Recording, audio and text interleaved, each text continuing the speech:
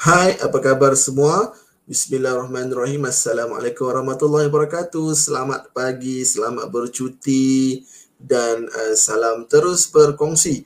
Baik, jadi hari ini untuk kali ini merupakan bahagian D ataupun ulang kaji untuk bahagian yang terakhir bagi contoh soalan ujian akhir sesi akademik.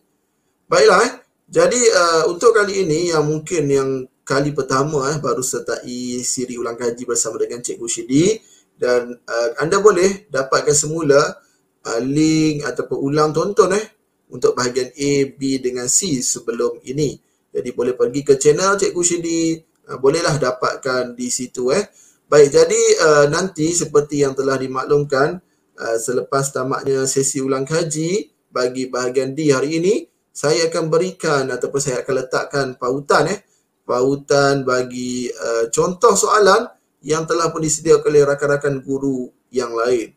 Dan selepas itu saya akan letakkan link itu di ruangan komen. Dan selepas itu saya akan letakkan link tersebut ataupun pautan tersebut di ruangan description.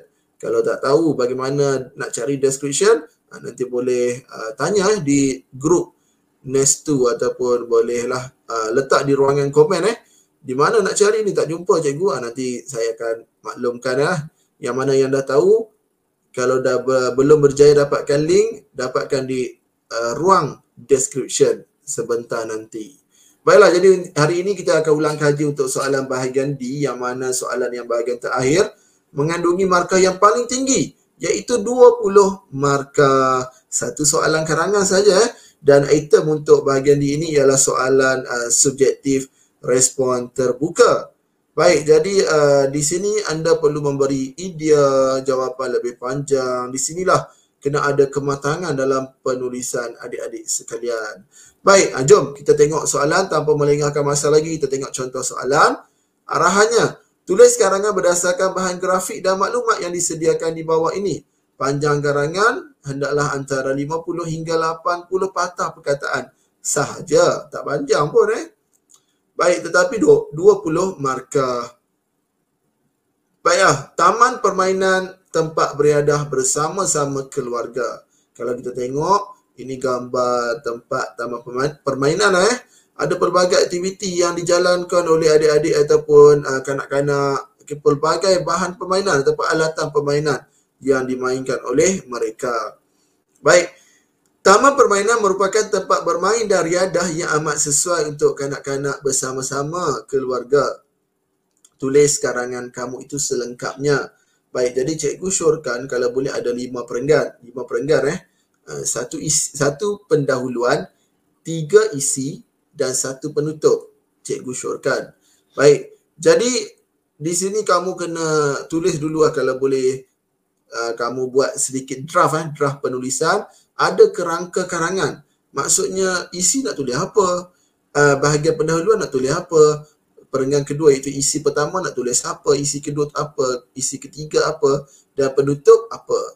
Kalau boleh tulis dulu, draft dulu, supaya nanti kalau kamu dah tulis dalam kertas ataupun ruang jawapan, tidaklah baru teringat ada idea yang terlepas. Jadi itu yang kita tak nak. Jadi kalau dah tulis, rugilah, rugi masa. Jadi kalau boleh buat draft ataupun kerangka karangan terlebih dahulu. Baik, jadi walau bagaimanapun hari ini cikgu kongsikanlah contoh jawapan yang telah pun dihasilkan, yang mana boleh dijadikan panduan. Sebab apa? Ini bukanlah soalan sebenar yang akan kamu jawab. Ini soalan contoh sahaja Soalan contoh sahaja. Baik, ini tajuknya Taman Permainan Tempat Bermain dan Beriadah. Perenggan pertama kalau boleh jangan letak 2 jari maksud cikgu di sini ni. Saya ni kita rapatkan di tepi. Rapatkan di tepi. Ini cikgu buat dalam bentuk pembentangan ataupun slide. Jadi kamu buatlah dalam bentuk ruang jawapan yang disediakan dalam kertas jawapan Baik, saya dan keluarga saya selalu berkunjung ke taman permainan pada waktu petang. Taman permainan ini terletak di tengah-tengah kawasan perumahan. Taman permainan ini menjadi, sepatutnya di sini ada titik tetapi kesilapan cikgu, minta maaf. Baik, taman permainan ini menjadi destinasi tumpuan ramai. Taman permainan ini lebih sibuk pada setiap hujung minggu. Baik, jadi Ini perenggan pendahuluan. Perenggan pendahuluan kalau boleh kamu ceritalah dulu. Maksudnya pembuka penulisan kamu tu. Kamu cerita dulu tentang taman permainan. Lokasi di mana, baik maksudnya di mana tempatnya, diceritakan juga taman permainan ini lebih sibuk pada setiap hujung minggu. Sedikit info supaya orang tahu apa isi karangan kamu nanti. Baik, seterusnya. Perenggan kedua atau isi yang pertama, berbagai-bagai jenis alat permainan disediakan untuk kegunaan orang awam di taman ini. Antaranya ialah papan gelongsor, jongkang jongkit, buaian, jambatan gantung, kerusi spring dan lain-lain lagi. Ada kalanya saya dan kawan-kawan berjoging atau bermain bola sepak di padang permainan yang bersebelahan dengan taman permainan. Kamu tengok dia mula ceritakan tentang isi. Apa kemudahan yang ada, apa contoh aktiviti yang dilakukan di sana. Baik, kemudian seterusnya.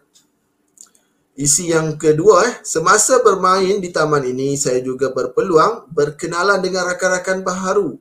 Di samping itu, rakan-rakan yang bermain di taman itu juga terdiri daripada berbilang kaum dan bangsa. Sehubungan itu, perhubungan dan perpaduan antara kaum dapat dijalin serta dipupuk dengan rasa penuh kemesraan. Nampak dia cerita pula. Maksudnya fungsi taman ini bukan sahaja tempat permainan tetapi tempat untuk mereka berjumpa dengan kawan baru, merapatkan hubungan dengan jiran-jiran. Jadi hubungan dengan jiran walaupun berbilang kaum jadi rapat disebabkan berkumpul di satu tempat yang sama. Baik, seterusnya.